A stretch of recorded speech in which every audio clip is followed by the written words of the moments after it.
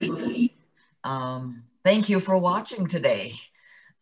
Back in 2016, a friend of mine said that she thought a play should be written and performed about the Japanese American incarceration. And this was a friend who isn't even Asian American, but just has a general interest in justice for all people in this country. And so I took that comment of hers as a challenge and I got to work. I discovered the historical archives from Densho, who was a wonderful organization who had recorded testimonies from Japanese American internees from up and down the West Coast. And this included thousands of hours of stories, which I searched through and found enough material for a 2-hour show. Well, that was way too long, in my opinion. So after several months of editing, what you are about to watch is the pared down version, which I like so much better. And all of my closest relatives who were incarcerated during the war are now gone. So it is up to my generation to continue to tell this story so that no one will forget. My family may not be here anymore to tell you these stories themselves, but these authentic voices from camp survivors featured in this play will help us to pass on their legacy of courage and strength and forgiveness. The Japanese have an expression, gaman, which means perseverance. And I hope this play and the personal stories it contains will show you just how my Japanese American parents and grandparents did indeed persevere.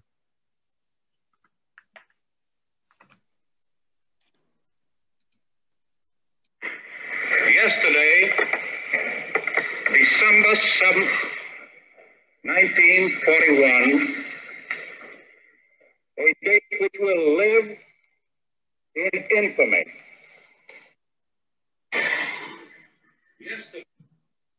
Pearl Harbor and aftermath. The bombing of Pearl Harbor on December 7th, 1941, stunned the Japanese American community as much as the rest of the country. Japanese Americans would again be shocked when immediately following the bombing, the FBI began going door to door making arrests. Any Japanese immigrant man who was at all prominent was considered a potential spy, including Japanese association officers, language school principals, and Buddhist priests. Without any meaningful due process, these men, mostly heads of families, were summarily separated from their wives and children and incarcerated in Missoula, Montana. It was the first time I saw my mom cry. But apparently the FBI came very early in the morning and my mom went to answer the door and they kind of shoved her aside. Not brutally, but shoved her aside. And they kind of just stormed the house and shook my father, made him get up. When they started going upstairs, my mom shouted upstairs to my sisters who said, "Get dressed, get dressed." And apparently the men thought that my mom was giving some kind of signal or something because apparently they drew out their guns and rushed upstairs. And then they barged in my sister's room and asked my sisters if they have ever seen anything like this and showed them the gun. "Does your father have one like this?" My other sister remembers the men putting their hands through the sugar bowls and through the rice bowls and apparently ransacked closets looking for things. My sister says they took away with them 2 items. One was my father's bow. My father apparently was really good with a bow and arrow, and he loved to show off how good he was. The other was sort of a souvenir Japanese sword. A Jap's a Jap. It makes no difference whether he's an American citizen or not. Lieutenant General John L. DeWitt, United States Army, Western Defense Command. Why did the FBI come to see my father? He was recognized as one of the leaders of his Kenjin-kai, Kagoshima. They were all groups in the Japanese community, and he was a spokesman for that group. Well, all the different leaders of the community, they even took reverence. They took presidents of organizations, people who were designated as people that could lead the community one way or another were visited. And many of them were just taken away. So there was this system of people calling each other and just warning them that they were on their way to your place. They knew that eventually, everyone kind of knew that eventually if they had someone, a father that seemed to have a role in the community, then that person will be visited too. So when they finally came to our house, I remember being in the other room with my two brothers and my mother. And there were these two big guys that came and were talking to my dad about this. And then my mother told me, she whispered in my ear in Japanese, to run over there and grab hold of Papa and start crying. And then she told the other two, my two brothers, to go there and just look very sad. So then we did as we were told.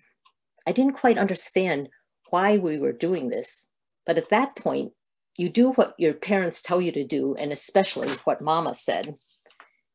So I ran over there and I grabbed a hold of his pant legs and I started crying and hollering. And then my brothers were there holding on to Papa. And my dad was startled. But then he saw the effect it had on the FBI agents.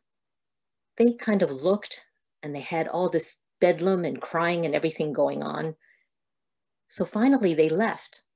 And then after, I was to learn that my mother had purposely planned this, that she would have us kids run over there and make such a scene that they would think twice about, because actually it was left up to each of the visitors to determine whether that person would be one to remove. And I guess at the beginning when they started picking people up, they didn't know this. And later on, they began to see that these are human beings that are doing this. Even if they are told that their orders are to go and grab a person, they couldn't help but be affected by a family man. And my father didn't have to go. I think my mother had some reserves in her that she never showed us until it really was necessary, like standing firm about not going back to Japan, and then at this point doing that.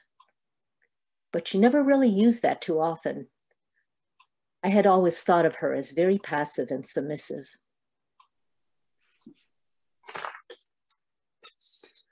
No citizen can hold a dual allegiance and be a loyal American. I mean, Japs and Japs only. For the Italians and the Germans are few and far between who are not here in good faith, and the few exceptions can easily be brought to book. And I personally know a Jap who's, to all indications, a big shot among his kind, who, when his son completed high school, whisked him off to Japland to enter college.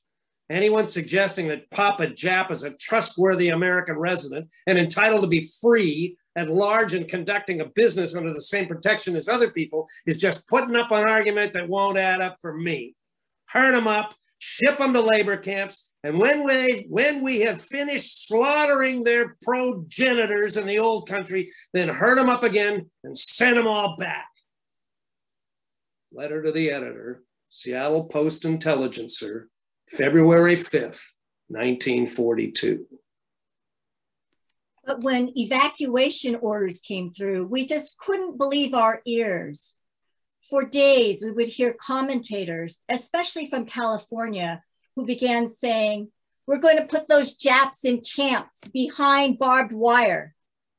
And Chick and I would say, oh, that means our parents because they're aliens. They couldn't become citizens. The law forbade them to become citizens. So we're saying we'll have to go visit them, not realizing that, my goodness, they meant us too.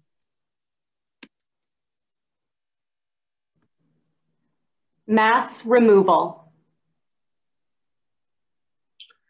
On March 2nd, 1942, Public Proclamation Number 1 began to appear on telephone poles and buildings. This was the first official notice Japanese Americans had of their immediate removal from the West Coast. The notices stated that they had 6 or 7 days to prepare and were to take only what they could carry. They were not told where they would be taken. People rushed to sell or store in 1 week property and belongings acquired over a lifetime. Some families tucked their valuables away in their attic or basement, hoping to return soon, but not knowing for sure how safe their possessions, or their homes for that matter, would be during the incarceration.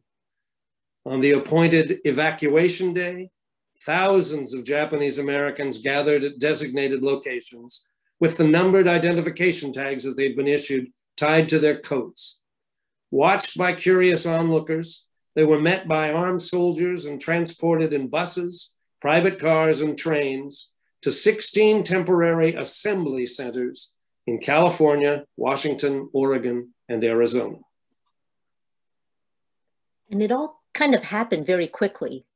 And so people started either selling their goods out of their homes or trying to think of places to put their belongings, because then it said that we would only be able to carry 1 suitcase. Now, if I recall, I think a lot about the items we stored that they claimed were lost in a fire. They claimed it burned down. But when you work all your life for things, yeah, all taken away at the stroke of a pen. And this is what I put down in my diary for the first day. The last day in Tacoma. Feel kind of blue, but also looking forward to our trip. We bade farewell to all our friends, and that was the hardest of all. Around 1 o'clock, went down to Chinese Garden, had our last meal in Tacoma. At 2:45, we locked our front door, looked around the garden, and with a sort of empty feeling, turned our back on our home for the last 10 years. The station was a hubbub of people, all trying to look unconcerned and doing a pretty good job at that. We boarded the train, car E, seat 7, and at 10 minutes to 6, we were on our way. We passed railroad yards, the lumber mills, around Point Defiance Park, Salmon Beach, 6th Avenue, under the still proud-looking broken Narrows Bridge, then Silicon Beach. I know the Army trucks did come onto Bainbridge Island and started rounding people up. We're all on the ferry by around 11:20. And I know there's a photo of a family and their dog. Their dog wanted to go too. So we jumped onto the truck, and I guess the soldiers, with some trepidation, tried to get him off. And finally, the family helped the dog get off. Yeah, they had to leave the pet with a neighbor. And I guess the dog refused to eat and died within about a month. And we walked down the hill. It's about 4 blocks or so, kind of a fairly steep hill, but we walked straight down and right into Tacoma's Union Station. Oh, yes, one thing that I could remember well, I did take a look back once about halfway down. I just took one final look and nobody else did. And then my dad, I remember him saying, you know, when I came from Japan, I had only 1 suitcase. He says, I have 2 now. And he wasn't worried about whatever else he couldn't take with him. Assembly centers. In spring 1942, the Wartime Civil Control Administration, the WCCA, hastily prepared temporary assembly centers to house the individuals of Japanese ancestry who were removed from their homes after the signing of Executive Order 9066. The centers were surrounded by barbed wire fences and patrolled by armed military police. After spending up to 6 months in the assembly centers, Japanese Americans were moved inland to permanent concentration camps. The assembly centers were hastily erected quarters located throughout the West Coast at fairgrounds, racetracks, and other similar facilities, including the Puyallup Fairgrounds. Conditions at these locations were appalling. People were housed in animal stalls and barracks with communal bathrooms and mess halls. Privacy was next to non-existent. Most families lived in a 20 by 20 foot room separated from the next apartment by wood partitions that did not reach the ceiling. Shortages of food and deplorable sanitation were common. Overcrowding, uncertainty, and stress created tension in the assembly centers, even as the demoralized camp inmates tried to improve living conditions. Camp Harmony. That was a hell of a good name. I'd been to Puyallup a few times when it was the fairgrounds of the Western Washington. Little did I know that I would replace the pigs and the cows and that kind of stuff, you know, because they restructured the fairgrounds and the parking lots into these temporary hovels. And they had a hell of a lot of nerve calling it Camp Harmony. But anyway, it was a real traumatic kind of living. You know, you're in the former stalls where the pigs and the cows and everything else were. Temporary shacks, just the walls were so many feet off the ground, and families of 6 and 7 were crowded into one little spot. When I think of Puyallup, I think of only one thing, and that we lived under a grandstand. And so when we signed up for our quarters, we ended up with horse stalls. I mean, literally horse stalls. So we had one horse stall in which we had 4 camp cots and one naked bulb hanging from the ceiling. I was lying on my bunk and I was looking at the wall and I was flicking away at the wall when I realized it was whitewashed and underneath it was dung. I mean, horse dung. And I realized what I had scratched up was horse dung. We had barbed wire fencing all around the fairgrounds. There was a road that passed by close to the fairgrounds, and they would bring busloads of non-Japanese people, and they would actually let them off and let them look at us like we were, you know, like we were caged animals. They actually came and looked at us while we were behind barbed wire fencing there. So we were some kind of attraction. Minidoka. The War Relocation Authority, WRA, oversaw construction of 10 concentration camps in sparsely populated and isolated areas. Between June and October 1942, Japanese Americans were transferred from the assembly centers to the larger camps, one of which was the Minidoka War Relocation Center near Hunt, Idaho. The residents of Minidoka worked hard to make life as normal for themselves as possible. The children were enrolled in schools and participated in Boy Scouts and Girl Scouts. Church services were held, baseball games were played, and young women even competed in beauty pageants. The move from Puyallup to Minidoka. That was in August of 1942. I think that's when we took our first train trip. Well, as I told you, our family never had a car. I had never been on a train. And the barracks were very dusty and unfurnished. And I think there were cots there, but we still had to get our mattresses and army blankets and all lined up. 7 beds all lined up and a pot-belly stove at one end.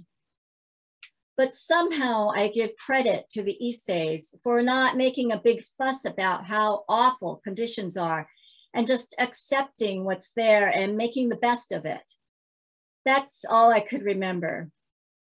Because gradually somebody got a table or built a table and we had tables and chairs, but until then there wasn't any.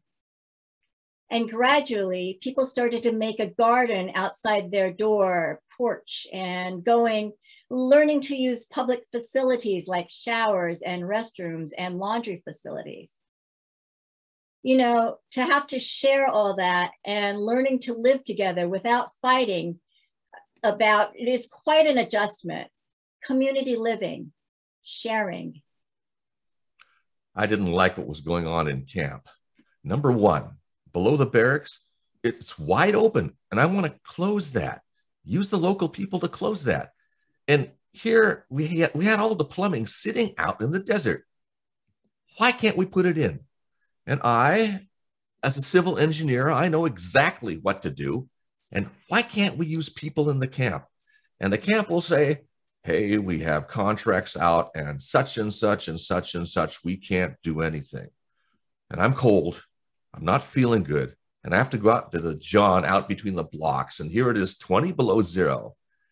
Hey, let's get with it. You know, all of this is starting to come back. All the things that we could do and all the things we weren't allowed to do. And we're the ones suffering. Well, it was horrible. I mean, even as a child, I remember it was an experience to go to the bathroom or to go to the mess hall to eat, which was fun. But the weather, it was bad. You're always slopping in the mud. I remember the older men, members of the community, they made wooden clogs, geta. And yeah, as a matter of fact, I had a pair, but I didn't use them because you had to wear them with bare feet, and in the winter you couldn't use them. The winds were just horrible when we went there. I remember even as a child. The barracks, as you might see in some pictures, were built above ground. They were not on slabs of concrete above ground. And there was an opening of 2 feet at least from the ground to the floor, the bottom part of the flooring. And that was just a constant wind tunnel, if you will. And then in the barrack itself, there was only one plank. In other words, one 1x6 that separated you from the ground. And there were cracks in between. And the winds. I mean, the deserts of southern Idaho and the winds during the spring, for instance, or in the summer. When we first moved there, that dust would come up and go and permeate everything within that room. And we only had one room for the whole family. It was brutal. The dust was just as brutal as the cold. And the cold was bad too. You either froze or you boiled to death. And oh, it was so dusty, you just can't imagine. It was just such a desert place with sagebrush and tumbleweeds rolling all over. After we got there on train, they had trucks that drove us to our campsite. And I recall it was so dusty, I couldn't see my hand in front of my face. This condition was severe, out of nowhere, desert country. Public facilities, there was nothing to speak of. They had outhouses. Later on, they put in running water, but it was just plain desert, south central Idaho. Well, I remember when we first got there, the only thing I could remember was the dust. Well, it was very, very discouraging because, as I say, the wind and the dust storm, and you must remember that the camp was still under construction. Therefore, all this dust was being created with the wind blowing it up. Very dusty. The wind was blowing. After we got there on the train, they had trucks that drove us to our campsite.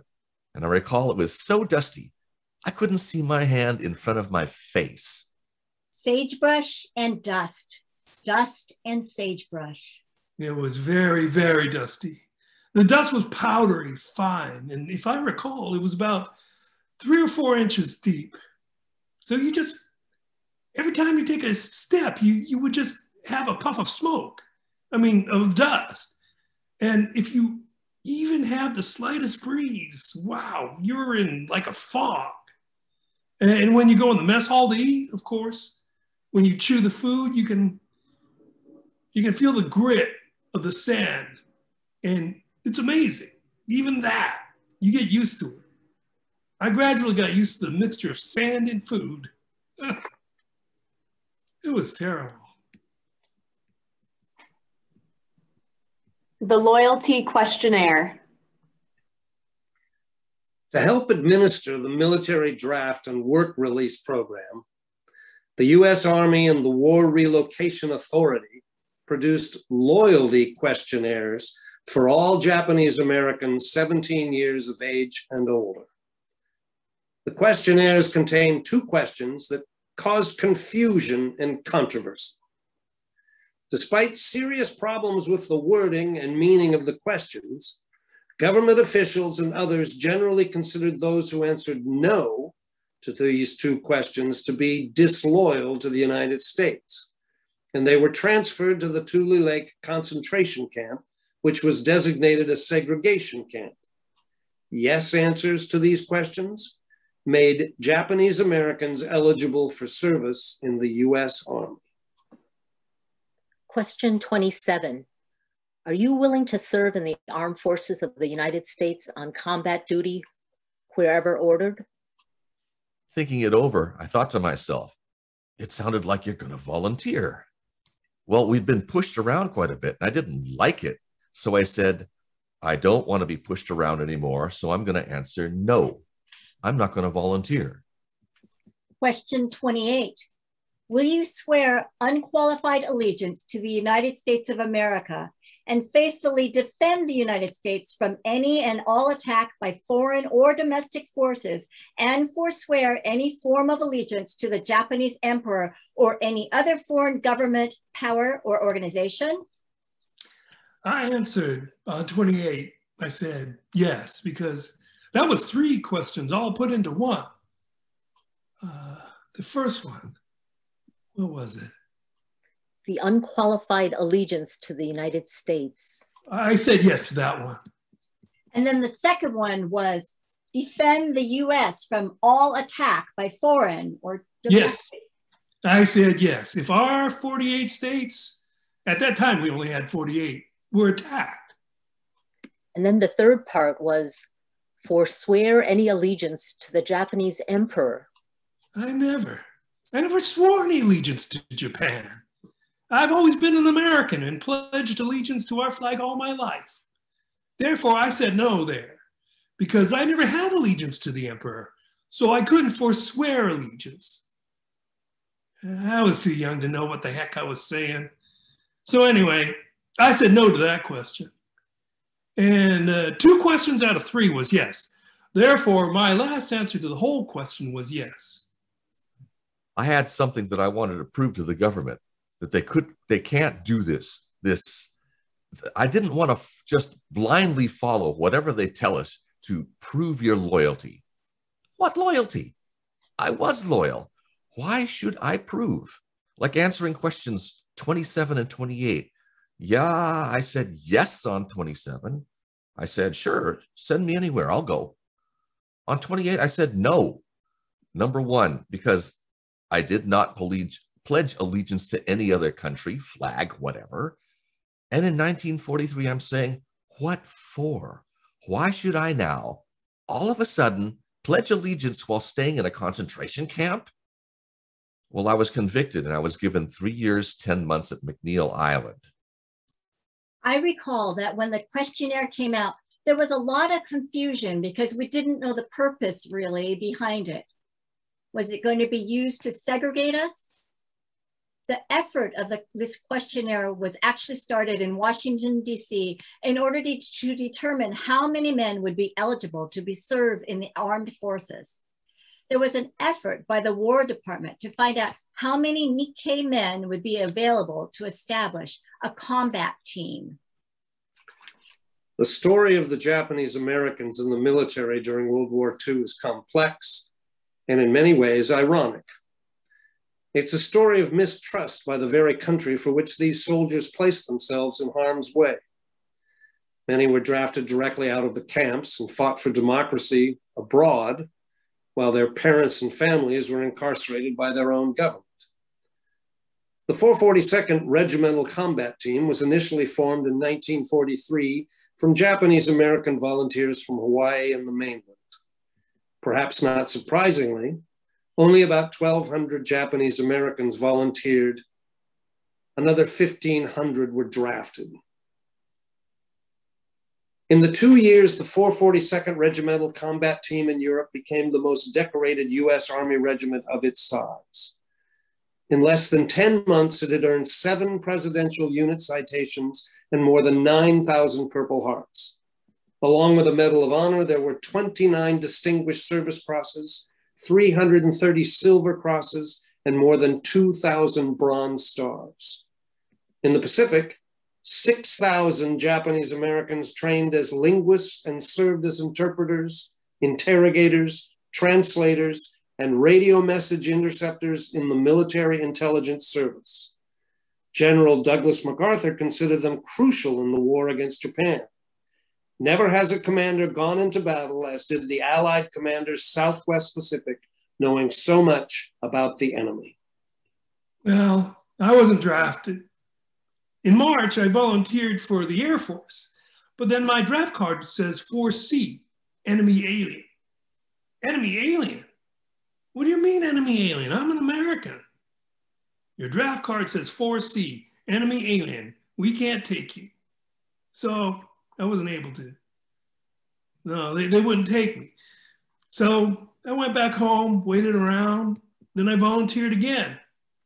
But I couldn't volunteer until Roosevelt signed the decree that we could join the Army. Roosevelt signed the decree, and that's when they formed the 442nd. Then I volunteered. Returning home.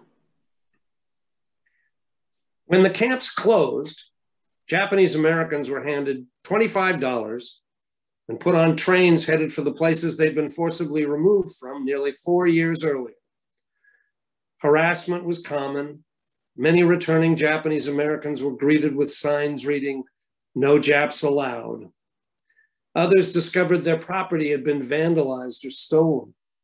Homes and businesses that had been boarded up or left in the care of others were abandoned and stripped of furnishings and goods.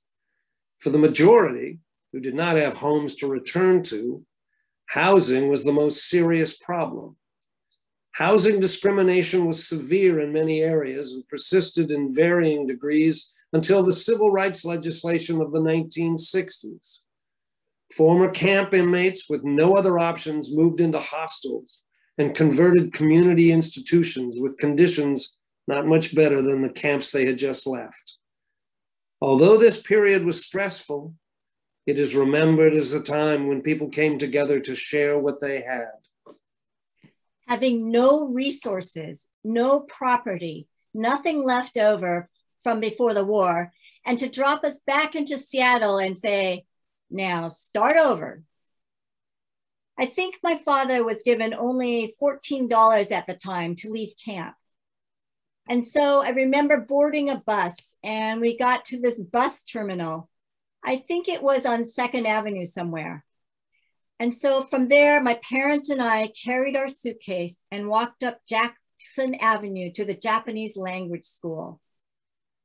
And we met the Kinoshita family for the very first time. But they were very, very gracious people and welcomed us. So we were sharing space with another family again, just like in camp. When we were given permission by the 3 governors that we could come back to the West Coast, they were all initially against our return. They asked us not to come back. I remember because my parents wouldn't go to another state. They wanted and always hoped to return to Seattle. They wanted to go home, back to Seattle. Home was not Japan because of their children who were American. They paid a tremendous penalty. The dreams, their dreams, were put down under racism and misunderstanding. I know one of the families that came back couldn't get the family occupying their home off their land and struggled that for a long time and finally ended up selling it to them because they couldn't get them to move. There was one family in Kingston who gave their Caucasian neighbors power of attorney on their property in case something happened. And they sold the land without their knowledge, didn't give them any of the money. I know Kay talks about her family coming back to their house and they couldn't get the Caucasian renter out of their house. And that every time she was supposed to pay the rent, she would write and tell them that she had to repair this or repair that and would never pay her rent. So when they came back from the internment camp, she refused to leave. So the family finally moved into the basement. And this person refused to leave upstairs. And so one day she said, one day her father decided he was going to cook as many Japanese foods as he could that smelled awful. And he did that a few days and she left. So there's always a way to do something, I guess. The Japanese way. My parents spent part of their youth in Minidoka during the war. As a third-generation Japanese American, I was also a victim of that experience during my own upbringing, even though I was born long after the war. I believe they call that generational trauma. I think our elders never wanted us to suffer or be accused like they were of being un-American for simply being Japanese. So our childhood was as American as they could give us. I remember the Christmas parties they put on at the Japanese Congregational Church. I was so excited every year to celebrate Christmas, just like everyone else. Our Nisei parents pulled out all the stops for us kids. And it took me years to even realize that when Santa arrived at the party and gave us our gifts, Santa Claus looked suspiciously like a short Japanese man in a red costume. I guess that never really mattered though. It was Christmas. Redress and reparations. In 1988, President Ronald Reagan signed into law the Civil Liberties Act, which, among other things, mandated an official apology from the government and monetary payments to Japanese Americans incarcerated during World War II. On October 9th, 1990, more than 2 years after the passage of the bill, the first of the redress payments of $20,000 per person were made in a formal ceremony to elderly Issei survivors in Washington, D.C.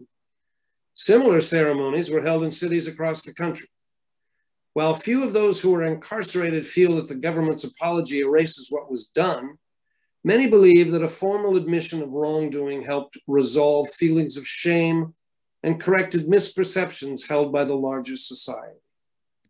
Well, don't forget, as far as getting it and appreciating it, but you know, like I think the 20,000, I don't think it never could replace the freedom we had, the freedom we lost.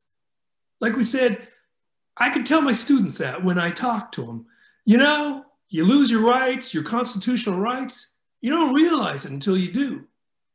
I said, you get stuck there behind a fence like that, losing your own constitutional right and all that, because technically speaking, you're a person without a country. A monetary sum and words alone cannot restore lost years or erase painful memories. Neither can they fully convey our nation's resolve to rectify injustice and to uphold the rights of individuals. We can never fully right the wrongs of the past, but we can take a clear stand for justice and recognize that serious injustices were done to Japanese Americans during World War II. In enacting a law calling for restitution and offering a sincere apology, your fellow Americans have, in a very real sense, renewed their traditional commitment to the ideals of freedom, equality, and justice. You and your family have our best wishes for the future. George H.W. Bush, President of the United States, October 1990. Epilogue.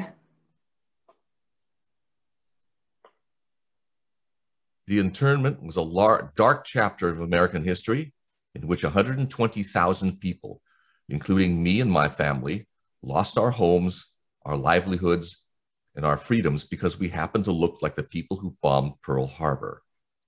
I was just a child of 5 when we were forced at gunpoint from our home and sent first to live in a horse stable and a local racetrack, a family of 5 crammed into a single smelly stall. It was a devastating blow to my parents, who had worked so hard to buy a house and raise a family in Los Angeles. After several weeks, they sent us much farther away, 1,000 miles to the east by rail car. The blinds of our train cars pulled for our protection, they said. We disembarked in the fetid swamps of Arkansas at the Rower Relocation Center. Really, it was a prison. Armed guards looked down upon us from sentry towers, their guns pointed inward at us, searchlights lit pathways at night. We understood we were not to leave. We cannot permit this invidious thinking, discredited by history at the cost of so much misery and suffering by innocents, to take root once again in America, let alone in the White House. The stigmatization, separation, and labeling of our fellow humans based on race or religion has never led to a more secure world, but it has too often led to one where the most vulnerable pay the highest price. The Constitution and the government exist in large measure to protect against the excesses of democracies. This is particularly salient when, in an atmosphere of fear or mistrust, one group is singled out and vilified, as Japanese Americans were during World War II, and as Muslim Americans are today. How terrible it is to contemplate, once again, that the government itself might once more be the very instrument of terror and division. That cannot happen again. We cannot allow it. George Takei, editorial in the Washington Post, November 2016. Thank you.